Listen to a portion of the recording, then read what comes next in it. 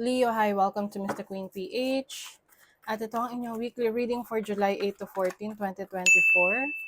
So if you are interested in private readings, meron tayong link sa description.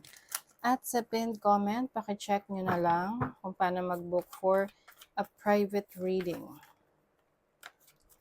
So let's see, Leo, anong ganap sa inyo ngayong week na to? For Leo, okay, overall energy, the 8 of Wands, messages coming through, pwedeng marami kayong kakausapin ngayong week na to, marami kayong errands na gagawin, tatrabahuhin, oo, yung mga natambak na kailangan yung ayusin, trabahuhin, puntahan, asikasuhin, ngayong week na to, ninyo gagawin, kasi kailangan na talaga. Okay, so let's see your possible challenge. You have the lovers. Okay, as a challenge, pwedeng magkaroon ng challenging situation sa relationship, sa commitment, sa partnership, or maaring iba sa inyo, meron kayong pagdidesisyonan na medyo nahihirapan kayo kung ano ang pipiliin nyo, saan kayo pupunta, anong desisyon ang gagawin nyo. Let's see, ano yung opportunity. You have the Knave of Coins. So as an opportunity, meron kang pagkakataon na makapag-aral, makapag-research, bumalik sa school kung interest mo pa yan, or ipagpatuloy yung napag-aralan mo. Like, for example, gusto mo mag-take ng master's degree, doctorate's degree, or mag-a-add ka ng bagong kaalaman, no? For some of you, this is related to your career, to a business na gusto mong matuklasan pa kung paano patakbuhin yon. So, syempre, kailangan alamin mo. Pwedeng personal research mo yan or merong tutulong sa'yo na mag-share ng knowledge niya. Your blessing is the Ace of Wands. Wow. So, yung iyong intensity ay blessing. Yung iyong interest, yung iyong inspiration, blessing yan sa'yo. This is a new beginning, exciting new beginning, which is a blessing in your life right now. So let's see in what area of life ito. Saan area of life po ito? Fourth house, which is a family, home life, no? Your home or living situation. So yung iba sa inyo, pwedeng merong bagong member ng family, pwedeng galing sa'yo or sa kapatid mo. Yung iba sa inyo, this can also mean a new house. Bibili kayo ng bagong bahay or lilipat na kayo sa mas magandang bahay, no? So it's a new place, a new beginning, a new adventure for your new living condition. So yung iba naman sa inyo, pwedeng kung kayo ay nasa real estate, you are going to be blessed. Mas marami kang magiging customers, clients, buyers. So let's see the 8 of Wands. What is this? You have the Judgment card. So this is rebirth, changes, major changes in your life. I think this week, i-reassess mo yung situation mo, what works for you and what doesn't. Yung mga bagay na alam mong hindi na helpful or nakakatulong sa'yo para mapaunlad mo yung sarili mo, to become a better version of yourself, i-let go mo na yan. Like for example, mga unhealthy habits na alam mo na kapag patuloy mo yung gagawin, hindi yun makakatulong sa sarili mo, sa kalusugan mo, sa mental health mo, things like that. So you are now reassessing your condition. You want to become a better version of yourself. So it's like a rebirth for you, Leo. What is the Lovers? Oh my goodness. Okay. Leo. Self-explanatory na to. So ang challenge sa inyo may be an ending of a relationship. This can be romantic connection. This can be a business partnership na natatapos. Okay? Kaya parang yung iba sa inyo nahihirapan kung paano magsa-start ulit, paano magle-let go. But, ang blessing sa inyo is the new beginning that is about to start. Embrace niyo yung new beginnings na yan. Kaya nga, pinagtabi yung Judgment tsaka Death card. So, talagang major transformation in your life.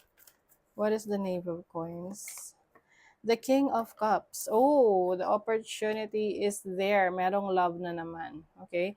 So some of you, if this is a romantic connection na nag-e-end, pwedeng may bago kang opportunity for love.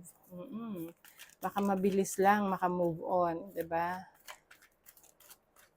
And I also see na mas pahahalagahan mo rin yung sarili mo, no? Lalo na kung nanggaling ka sa isang toxic situation or parang you feel like, it's not the relationship that you want to be with moving forward. So I think you will focus more on yourself, practice self-love, self-care. Oh my God, oh, Two of Cups as a blessing. So, new beginnings talaga to. Yung iba sa inyo, Leo, kung kayo ay matagal ng hiwalay, no? Pero kasi yung iba kahit na matagal ng hiwalay sa isang past relationship, energetically connected ka pa rin. Parang hindi ka pa maka-move on. Lagi mo pa rin siya naiisip, what if, what if. So for some of you, if you are in that situation, I see a new relationship coming in. So pwede itong mabilis lang na instant attraction kumbaga. Oo. Kasi nangyayari yan na for so long single ka. Tapos biglang meron kang mamimit na babago sa buhay mo. So for some of you, that is a blessing. This new relationship or new commitment na papasukin mo is definitely a blessing. Okay? So let's see what else. Leo. Independence. You have Moon in Aquarius in the 11th house. So, this makes sense kasi kanina tinanong rin natin kung ano yung new beginnings na yan sa'yo. And lumabas yung 4th house, which is your home life, family life, living condition. So, yung iba sa inyo, bubukod na kayo sa family nyo, kung nakatira pa kayo sa parents nyo, or you will have your own space na alam mong kaya mo na suportahan yung sarili mo. You are independent, strong and independent. No? You have Moon in Pisces in the 12th house. I think you are going to be more connected to your spirituality. I think mas magiging peaceful yung buhay mo moving forward.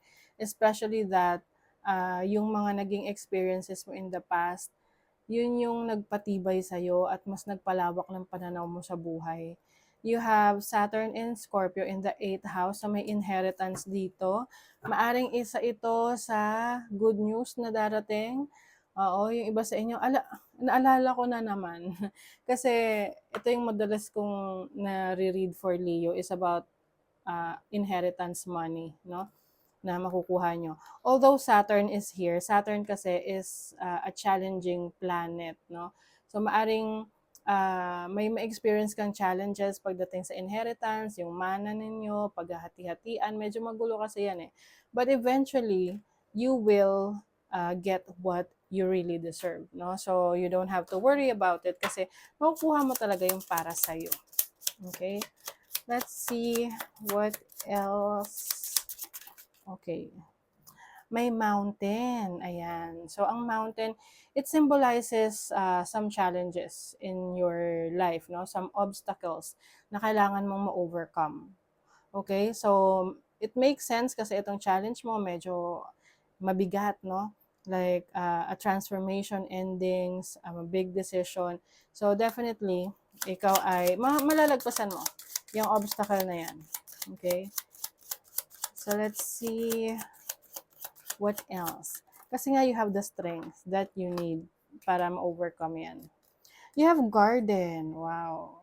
So, garden is about nurturing environment. So, like what I mentioned kanina, you will also be taking care of yourself, no? Kumbaga, you will practice self-love, self-care. And I think for some of you, merong yung mga syempre dito mag-resonate para sa lahat. But I see someone here na may makikilalang bagong relationship sa pamamagitan ng isang kaibigan. Parang may introduce ka doon sa person na yon. Ang setting niyan is sa isang gathering, sa isang event. Pwedeng kaibigan mo, kinasal. Tapos yung common friends ninyo, may common friends na ipapakilala sa'yo. Alam mo yon. Tapos the rest is history. You also have the key. Someone will open yung nakalock mo na puso. O, 'di ba? Grabe, for some of you, Leo, na matagal ng single or pwedeng kahit na hindi pa naman ganun katagal. But it seems na there is someone who's going to unlock your heart. O, kayo na. Kayo na in-unlock ang heart. Let's see what else. Okay, you have Clover. Ayan. So, Clover is, this is good news. This is good luck. Oo, merong good luck na parating sa inyo. Wow. So, maari ring good fortune. Oh my God, this makes sense kasi may inheritance dito. Oo, yung iba sa inyo, meron kayong marireceive talaga na mana. Pwedeng unexpected yan. Okay, you also have renew the bonds of a true friendship and remember their importance. O meron kang i-renew na bond or a friendship, no? Maaring magkakaayos yung kayo ng kaibigan nyo and somehow ngayon mas better version na kayo of yourselves, mas evolve kayo, okay? So that is your reading, Leo. Thank you so much. Bye.